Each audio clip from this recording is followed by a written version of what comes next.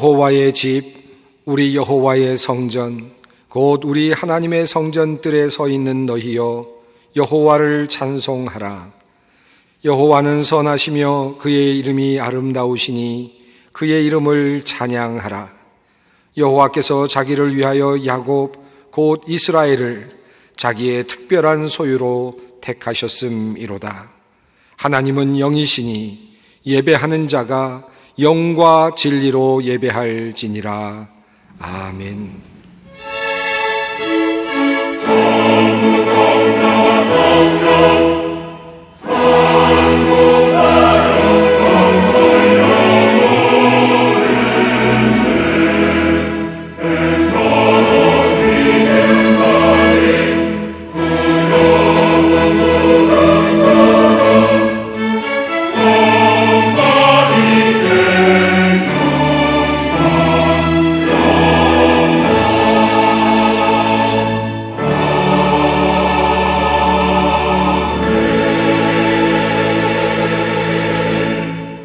영원히 찬양받으실 주 여호와 우리 아버지 하나님, 그 놀라우신 능력과 크신 은총을 인하여 주께 영광 돌립니다. 죄와 사망에서 우리를 건지신 주 예수 그리스도의 은혜를 길이길이 찬양하옵고, 오늘도 우리와 함께 하시며 날마다 새롭게 하시는 성령의 놀라운 역사로 인하여 주께 찬송을 부릅니다. 성부, 성자, 성령께 세세무궁토록 영광이 있을지어다. 아멘. 다 같이 일어나셔서 19장 찬송을 부르시겠습니다.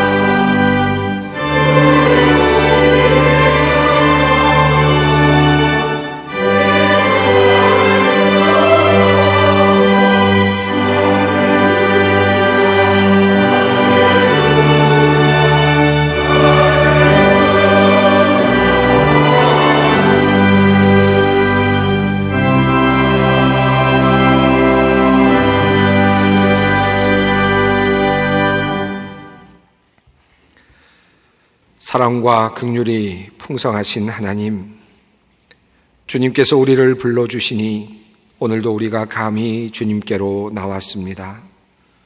생명책에 기록하신 그 이름 가운데 우리의 이름이 있음을 믿기에 더욱 감사합니다. 주님께서 흘리신 보혈의 능력으로 우리가 하나님과 가까워졌으며 오직 믿음으로 우리가 구원을 얻은 줄 믿습니다. 하오나 주님, 우리는 늘 약하고 부족하며 게으르며 세상의 유혹에 쉽게 넘어집니다. 하나님을 믿는다고 하였지만 그 믿음이 우리의 입술에만 머물렀음을 주님 용서하여 주시옵소서. 주님을 따른다고 하였지만 나를 위한 하나님, 나를 돕는 하나님만을 찾고 기다렸음을 회개합니다. 초보적인 믿음에 머물러 있는 우리를 주님 긍휼히 여겨 주시옵소서. 조금만 힘든 일이 생기면 불안해하고 초조해하는 우리들, 잘 되던 일이 조금만 풀리지 않아도 과거 받은 은혜는 모두 잊은 채 하나님을 원망하는 우리들입니다. 하나님, 우리에게는 너무 적은 믿음뿐입니다. 우리의 믿음 없음을 불쌍히 여겨 주시옵소서. 썩어질 육체임을 알면서도 육체만을 위해 일하는 우리들, 결국은 얼마 후에 떠나야 할 세상임을 알면서도 세상만을 사랑하는 우리들, 하나님의 나라를 생각지 않고 이 세상만을 누리고자 하는 그 우리들의 어리석음과 우둔함을 주님 용서하여 주시옵소서. 이제는 나와 주님만이 아는 죄악을 침묵 가운데 주님께 고백합니다.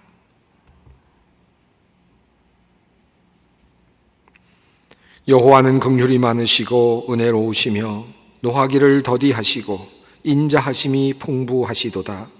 아버지가 자식을 긍휼히 여김같이 여호와께서는 자기를 경외하는 자를 긍휼히 여기시나니 이는 그가 우리의 체질을 아시며 우리가 단지 먼지뿐임을 기억하심이로다. 그러므로 주 예수 그리스도 안에 있는 자에게 결코 정죄함이 없느니라. 아멘.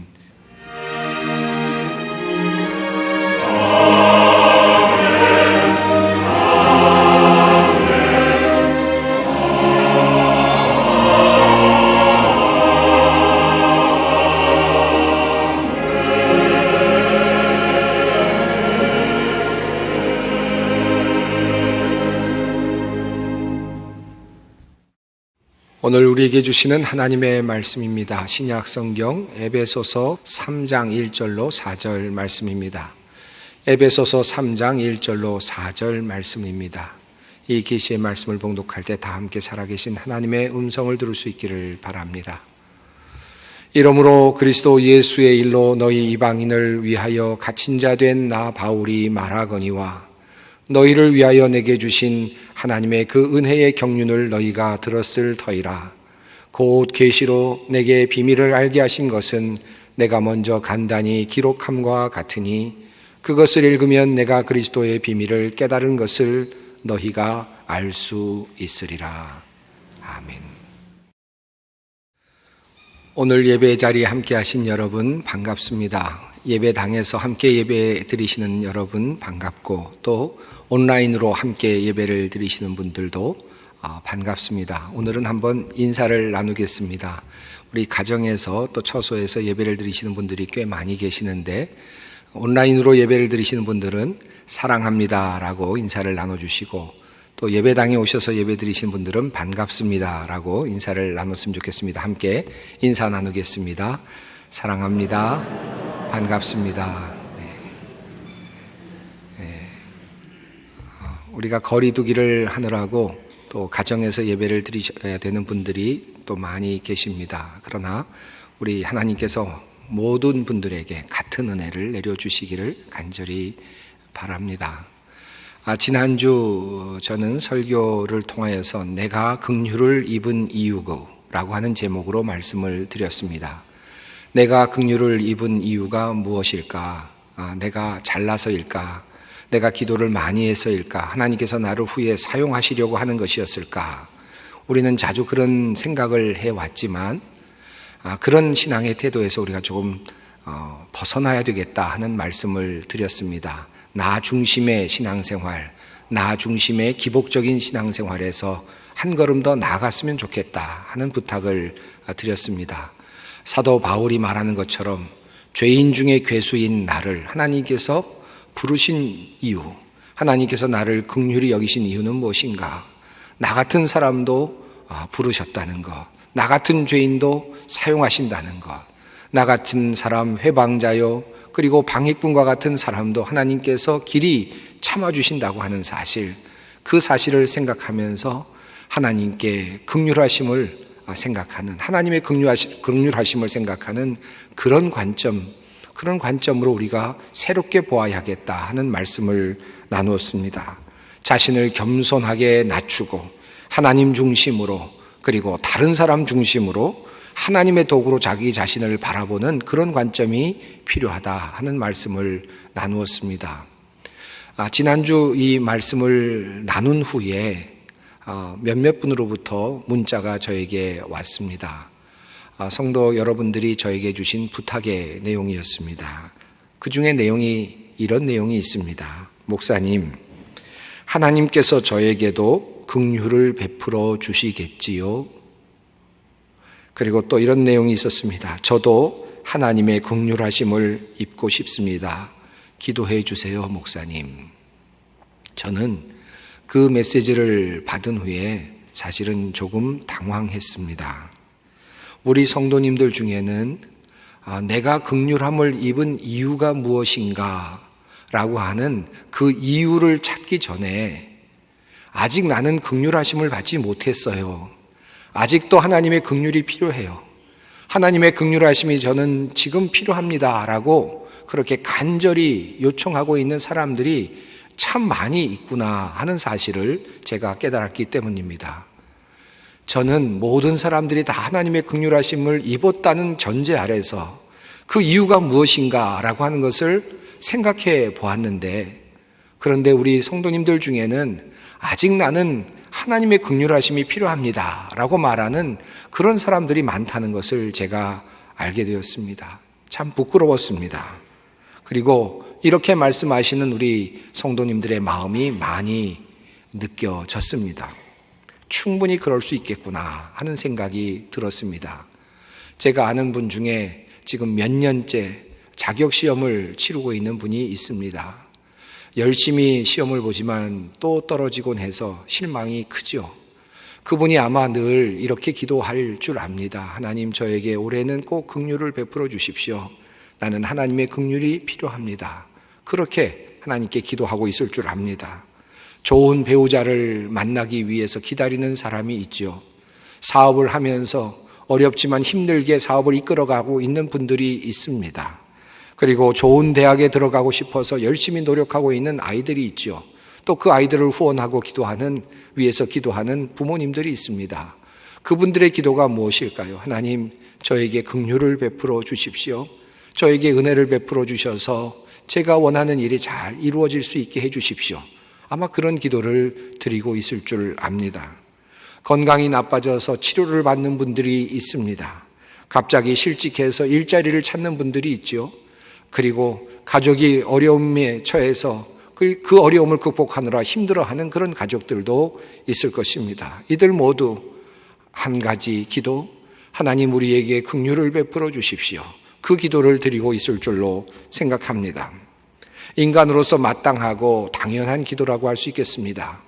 하나님께 나와서 하나님께 기도하며 하나님께 긍휼을 구하는 것은 모든 믿는 자들의 특권이기도 하고 또 권리이기도 합니다. 당연한 일이라 할 수 있겠습니다. 그 자체가 참으로 귀한 일이라 할 수 있겠습니다. 인간은 늘 하나님 앞에 설 때마다 빈손으로 섭니다. 그리고 하나님께 도움을 간구하죠. 그리고 하나님께서 내 빈손에 무엇인가를 채워주시기를, 내 빈손에 무엇인가를 주시기를 기도합니다. 인간의 당연한 그러한 모습이라고 할 수 있겠습니다. 저의 제자에 대한 이야기입니다. 학교에서 서로 사랑하는 사람을 만나서 결혼을 하게 되었습니다. 신학대학에서 남편과 아내가 만났습니다. 그 가정에 아이가 태어났고 그 아이는 이제 5살이 되었습니다. 계속 아이가 머리가 아프다고 해서 병원에 갔는데 병원에서 사진을 찍어보니까 뇌에 어떤 수막종이 있는 것 같다라고 하는 첫 번째 진단이 나왔습니다. 계속해서 진단을 했는데 그 종양이 머리에만 있는 것이 아니라 임파선에도 있다는 것을 알게 되었고 또 다른 곳에도 있다는 것을 알게 되었습니다. 검사를 한 결과는 림프종이라고 하는 판단이었습니다. 바로 지난 주일 주간에 일어난 일입니다. 참으로 많이 실망하는 제자의 모습을 저는 옆에서 지켜보아야만 했습니다. 어저께가 그 제자의 생일이었습니다. 그 생일을 맞는 그 제자의 마음이 얼마나 아팠을까. 자기 자녀가 아파 있고 이제 면회도 할 수 없는 곳에 들어가서 치료를 받기 시작한 그런 상황 속에서 얼마나 마음이 아팠을까. 그 마음이 드니까 정말 저도 함께 기도할 수밖에 없었습니다. 이 아이의 이름은 은율입니다. 여러분 기억나실 때마다 함께 기도해 주셨으면 좋겠습니다. 이런 상황에 있는 사람들 어디 한 분뿐이겠습니까? 여러분 중에는 이 아이의 이야기보다 더 급하고 더 절실한 이야기들도 꽤 많이 있을 줄 압니다. 그런 분들이 하나님께 무슨 기도를 드릴까요? 하나님, 제가 긍휼을 받은 이유가 무엇입니까? 그것을 묻기보다 하나님, 저는 지금 하나님의 긍휼이 필요합니다. 하나님께서 도와주셔야 합니다. 라고 그렇게 기도할 수밖에 없지 않을까 하는 그런 생각이 드는 것이죠.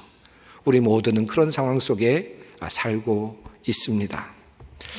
저는 이 말씀을 읽고 또 여러 성도님들의 그런 이야기를 들으면서 이런저런 묵상을 하던 중에 이런 생각이 들었습니다. 그렇다면 사도 바울은 그러면 어떤 의도에서 어떤 이유에서 자기 자신이 그렇게도 하나님의 긍휼을 받은 사람이라고 그렇게 이야기할 수 있었는가? 어떤 조건에서 사도 바울은 그렇게 하나님의 은혜에 감사할 수 있었는가 하는 그런 질문을 하게 되었습니다. 지난주 함께 읽었던 말씀 중에 이런 말씀이 있습니다. 우리 주의 은혜가 그리스도 예수 안에 있는 믿음과 사랑과 함께 넘치도록 풍성하였도다. 사도 바울은 이렇게 고백합니다. 하나님의 은혜가, 주님의 은혜가 넘치도록 나에게 풍성하다. 어떻게 이런 말을 할 수 있을까? 그는 이어서 이렇게 이야기하지 않습니까? 나는 죄인 중에 괴수다라고 말한 다음에 그러면 이어서 이렇게 이야기합니다. 그러나 내가 긍휼을 입은 까닭은 예수 그리스도께서 내게 먼저 일체 오래 참으심을 보이사 후에 주를 믿어 영생 얻는 자들에게 본이 되게 하려 하심이라. 하나님께서 나에게 긍휼을 베풀어 주셨다라고 또 그렇게 이야기를 합니다. 베드로전서의 앞부분에 나오는 바울의 그 모습은 분명합니다. 하나님의 은혜의 가득함을 그는 확신하고 있습니다. 하나님께서 자기 자신을 긍휼히 여겨주셨다는 확신으로 가득하고 있습니다. 그런 고백으로 가득 차 있습니다. 사도 바울이 어떻게 해서 이런 태도를 가질 수 있었을까요? 사도 바울의 인생을 한번 생각해 봅니다. 사도 바울은 원래 바울이라는 이름을 가지고 있었던 사람이지요. 여러분이 잘 아시는 대로 예수를 믿는 사람들을 핍박했던 사람이었습니다. 그리고 그 스데반이 돌에 맞아 죽을 때에 그 자리에 함께 있었던 사람입니다. 스데반이 죽는 것을 마땅하게 여겼던 사람이기도 했습니다. 그는 유대인이었고 가말리엘 문화의 사람이었고 바리새인이었습니다. 로마의 시민권도 가지고 있었던 사람이었습니다. 장차 유대교를 이끌어갈 미래의 인재였고 그리고 이스라엘 민족을 이끌어갈 그런 사람이었습니다. 그런 사람이 이제 다메섹으로 가서 하나님을 믿는 교회를 핍박하기 위해서 달려가고 있습니다. 그런 그가 다메섹으로 가던 도상에서 예수를 만나게 되었습니다. 그리고 그분이 그리스도이심을 깨닫게 되었습니다. 그리고 그의 인생이 바뀌었죠. 다메섹에 올라가서 그의 눈을 고친 후에는 다메섹에 있는 사람들에게 예수 그리스도를 증거하기 시작했습니다. 추격자였던 사람이 이제 도망자로 바뀌는 시점이었습니다. 이제는 어쩔 수 없이 그를 죽이려고 하는 사람들을 피해서 그렇게 다메섹을 피해 도망갈 수밖에 없는 운명이 되었습니다. 이것이 바울의 모습이었습니다. 그 바울의 일상이 되었습니다. 그의 인생은 그 이후로부터 달라졌습니다. 그의 운명도 달라졌습니다. 그의 마지막은 어떠했습니까? 그는 마지막에 목이 잘려 죽는 그런 순교의 길을 가게 됩니다. 그는 정말 하나님의 긍휼하심을 입었을까요? 정말 그는 그렇게 말할 만큼, 그렇게 강력하게 말할 만큼 하나님의 긍휼하심을 입었습니까? 그가 말하고 있는 긍휼은 어떤 것입니까?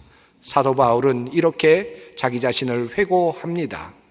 그들이 그리스도의 일꾼입니까? 내가 정신 나간 사람같이 말합니다마는 나는 더욱 그렇습니다.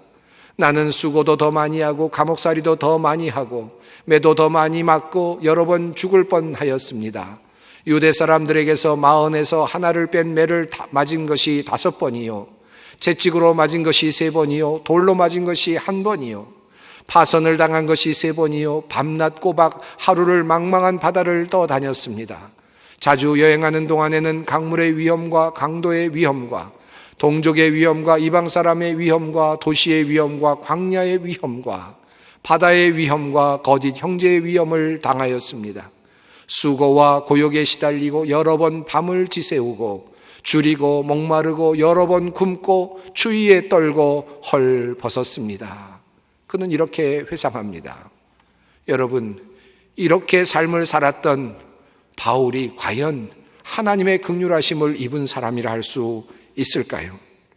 그는 자신이 40에서 하나를 감한 매를 5번이나 맞았다고 그렇게 회상합니다. 채찍으로 맞았다고, 그리고 돌로 맞았다고 합니다. 수없이 위험을 당하였고 줄이고 목마르고 그리고 춥고 헐벗었다고 그렇게 회상하고 있습니다. 이런 인생이 과연 하나님의 긍휼하심입니까? 하나님의 은혜로 충만한 인생인가 하는 것이죠. 그가 육체로 이렇게 고난을 받았지만 그러나 정신적으로는 기쁘고 행복했다라고 하면 그래도 다행일 것입니다. 그러나 과연 그러했는지 바울이 회고하는 장면을 보면 그렇지 않아 보입니다. 그 밖의 것은 제쳐놓고서라도 모든 교회를 염려하는 염려가 날마다 내 마음을 누르고 있습니다. 누가 약해지면 나도 약해지지 않겠습니까? 누가 넘어지면 나도 애타지 않겠습니까? 꼭 자랑을 해야 한다고 하면 나는 내 약점을 자랑하겠습니다. 육체적으로 고통이 있었고 힘들었다고 하더라도 정신적으로 괜찮았으면 그래도 견딜만 했겠지만 바울은 정신적으로도 모든 우리들과 다르지 않았습니다. 우리들이 염려하는 것처럼 그도 염려했고 그가 힘들어했고 그는 약했습니다. 여러 가지 상황 속에서 그는 끊임없이 흔들리는 경험을 했습니다.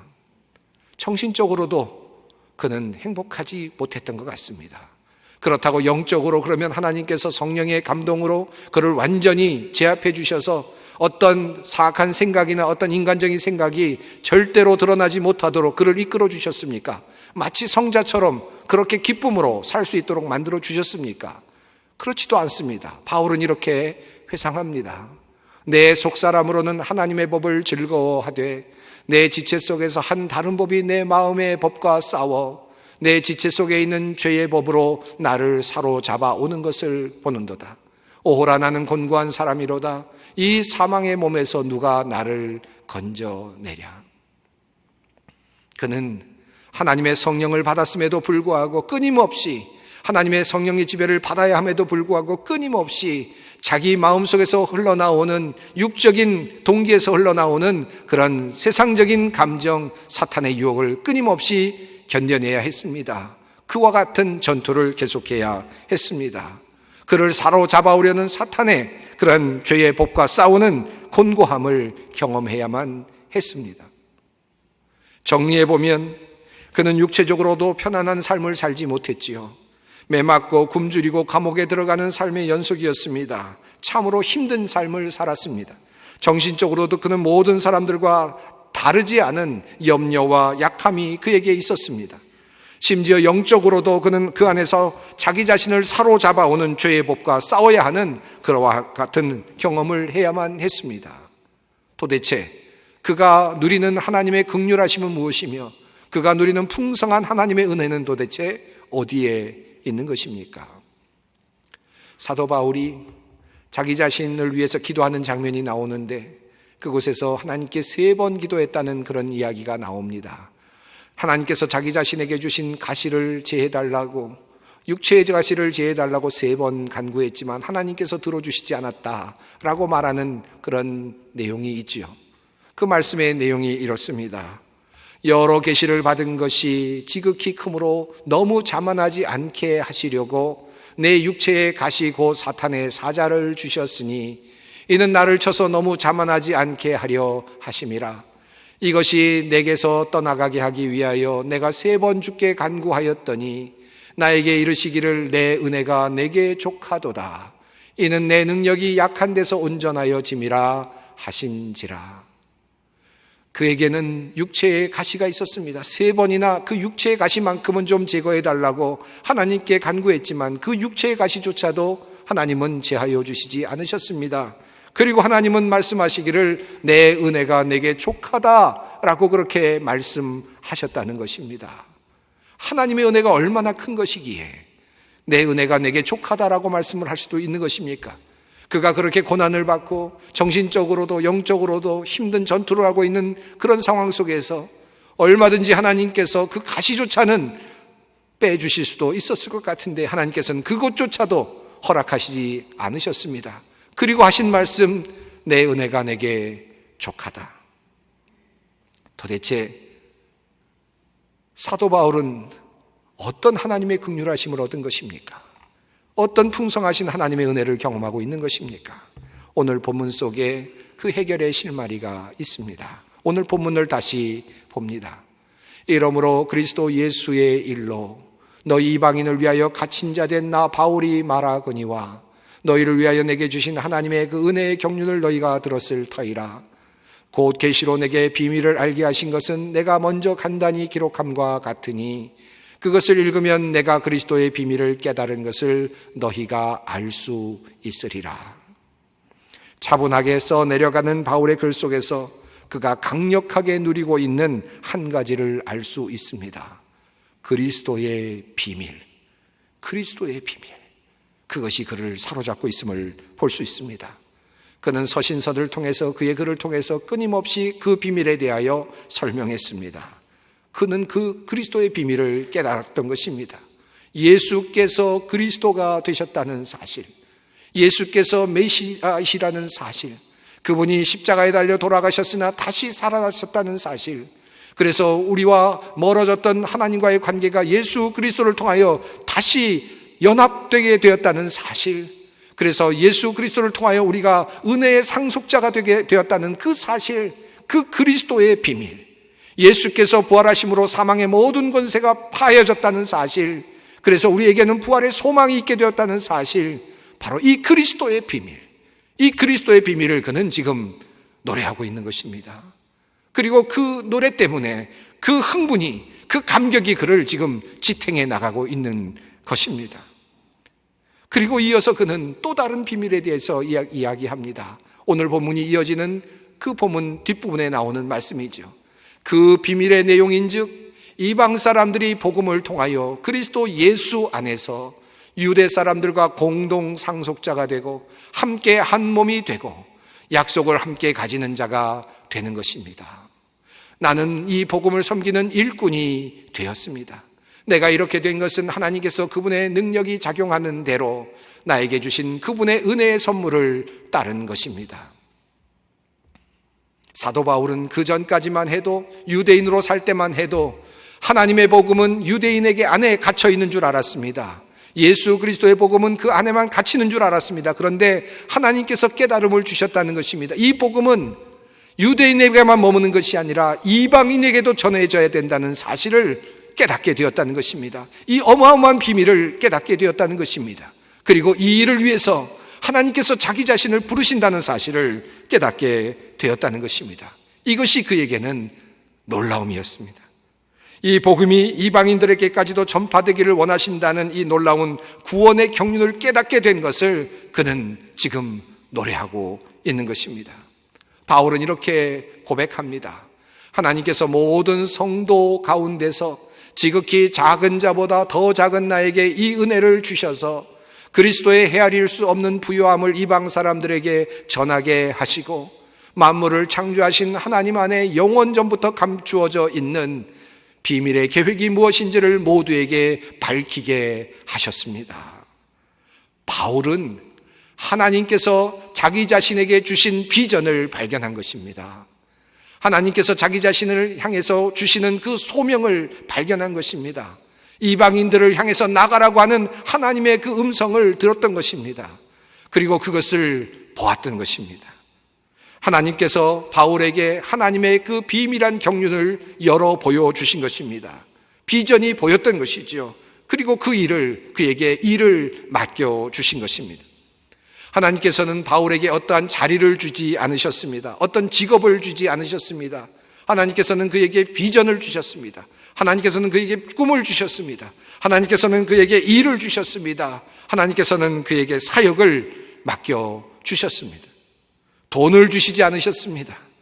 세상에 권세를 주지 않으셨습니다. 건강을 주신 것도 아닙니다. 그에게 꿈과 비전과 그리고 사역과 소명을 주셨습니다.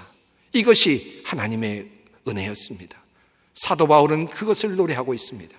나 같은 사람에게 이와 같은 할 일을 주셨다니, 나 같은 사람에게 이와 같은 비전을 주셨다니, 꿈을 주셨다니, 내가 평생 살아갈 수 있는 동력이 될 수 있는 바로 그와 같은 삶의 꿈을 주셨다니, 이것을 기뻐하고 있는 것입니다. 한마디로 말하면 그가 이 세상을 살아갈 이유를 하나님께서 알려주신 것입니다. 하나님의 긍휼하심이 무엇입니까? 하나님의 긍휼하심은 내가 이 세상을 살아갈 이유를 내가 알도록 해 주시는 것입니다. 이것이 하나님의 긍휼하심입니다. 여러분은 그 하나님의 긍휼하심을 지금 경험하고 있습니까? 내가 살아야 할 이유를 여러분은 가지고 계십니까? 내가 만든 꿈이 아니라, 내 스스로 만들어낸 어떤 것이 아니라 하나님으로부터 받은 그 꿈, 하나님으로부터 받았다고 생각되는 그 꿈, 여러분은 그 비전을 가지고 계십니까? 바울은 그것이 은혜였습니다. 바울은 그것이 하나님의 긍휼하심이었습니다. 나 같은 사람에게 살만한 동기를 주시는 그 하나님이 너무나도 감사했던 것입니다. 사랑하는 성도 여러분, 우리 모두가 다 사도이겠습니까? 우리 모두가 다 목회자이겠습니까? 우리 모두가 다 장로이겠습니까? 우리 모두가 다 권사이겠습니까? 우리 모두가 다 같은 일을 하겠습니까? 우리 성경이 말하는 것처럼 어떤 사람은 방언하는 일로, 어떤 사람은 선행을 베푸는 일로, 어떤 사람은 통역하는 일로 자기 자신에 맡겨주신 일들을 감당하는 것입니다. 어떤 사람은 남편과 아내의 관계를 유지하며, 어떤 사람은 부모와 자녀의 관계를 유지하며 하나님께서 주신 그 자리를 유지하는 것입니다. 어떤 사람은 자식을 키우는 일로, 어떤 사람은 부모를 복양하는 일로 하나님의 부르심을 받는 것입니다. 이것이 하나님께서 우리에게 주시는 일입니다. 이것을 하나님으로부터 받았느냐, 이것을 받았다고 느끼느냐, 이것을 하나님으로부터 받았다고 소명이라고 느끼느냐, 그것을 그렇게 받아들이느냐, 이것이 중요합니다. 사도 바울은 그 은혜를 누리고 있는 것입니다. 사랑하는 성도 여러분, 여러분에게 이러한 삶의 은혜가 있습니까? 만약에 그것이 있었으면 좋겠습니다. 그것이 있다면 여러분은 하나님의 긍휼하심을 입은 사람들입니다. 사랑하는 성도 여러분, 우리는 인간이기에 이 세상을 살아가는데 너무나도 힘이 겨워서 하나님의 도우심을 구할 때가 참 많습니다. 하나님께 무엇을 달라 해야 할 때가 많고, 빈손을 가지고 하나님 앞에 서야 할 때가 참 많습니다. 세상을 살아가고 있기에 우리는 하나님께 구해야 하는 것들이 많지요. 우리가 그렇게 구하는 것은 결코 잘못된 것이 아닙니다. 또한 우리가 그렇게 구할 때 하나님께서 우리의 간절한 기도를 들어주실 것입니다. 때를 따라 도와주시는 하나님의 은혜를 우리는 경험해야 합니다. 이것은 신앙인의 마땅한 길입니다. 삶의 길입니다. 하지만 우리는 바울의 모습 속에서 또 다른 궁극적인, 또 다른 진정한 하나님의 긍휼하심을 배우게 됩니다. 그에게 하나님의 긍휼하심은 자신이 살아야 할 삶의 이유를 찾는 것이었습니다. 하나님의 뜻을 이루는 도구로 사용되는 것이었습니다. 내가 만든 비전이 아니라 하나님께서 주시는 그 비전을 받아드는 것이었습니다. 삶의 이유를 주십시오. 하나님, 나에게 살 이유를 주십시오. 하나님, 나의 소원입니다. 하나님, 나에게 긍휼을 베풀어 주십시오. 이것이 우리가 궁극적으로 해야 할 간절한 기도가 되어야 할 것입니다. 이것이 바로 바울이 경험한 하나님의 은혜였습니다. 넘치는 하나님의 긍휼이었습니다. 코로나19의 상황입니다. 우리 모두는 지금 힘겨운 상황을 겪고 있습니다. 경험하고 있습니다. 우리에게 감사가 넘칠 일이 별로 없습니다. 이번 주일은 맥주 감사주일로 많은 교회들이 이 날을 지키고 있습니다. 여러분에게 감사의 제목이 있습니까? 하나님께 감사합니다라고 할 수 있는 그런 내용들이 있습니까? 오늘 이 시간 다시 돌아보십시다. 우리를 구원하시는 주님, 우리를 살리시는 주님, 부활의 소망을 주시는 주님, 감사합니다. 은혜가 족합니다. 하나님의 긍휼하심이 크십니다. 나에게 소명을 주시고 나에게 일을 주시고 나에게 살아갈 이유를 주시는 주님 감사합니다. 하나님, 하나님의 긍휼하심이 크십니다. 고백할 수 있는 우리 모두가 되기를 바랍니다. 우리 모두는 하나님의 긍휼하심을 입은 사람들입니다. 함께 기도하겠습니다. 사랑이 많으신 하나님, 우리와 같이 부족하고 연약하고 죄 많은 이들을 부르시는 이유가 무엇입니까? 우리를 주님의 품에 안아주시고 하나님의 자녀로 삼아주시는 하나님께 감사드립니다. 바울이 고백하듯 크고 놀라운 하나님의 경륜과 비밀에 참여한 자가 되게 하시니 참 고맙습니다. 우리에게 삶의 이유를 주시는 하나님, 우리로 그 부르심에 응답하며 살게 하여 주시옵소서.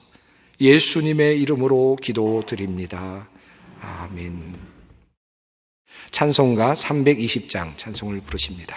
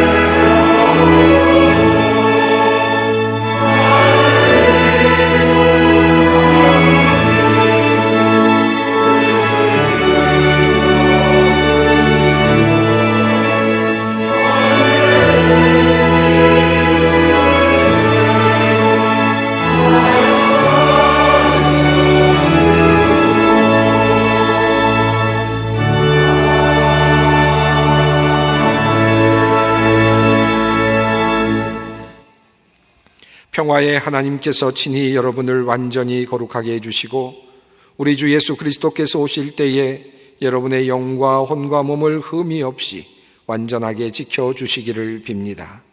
여러분을 부르시는 분은 신실하시니 이 일을 또한 이루실 것입니다.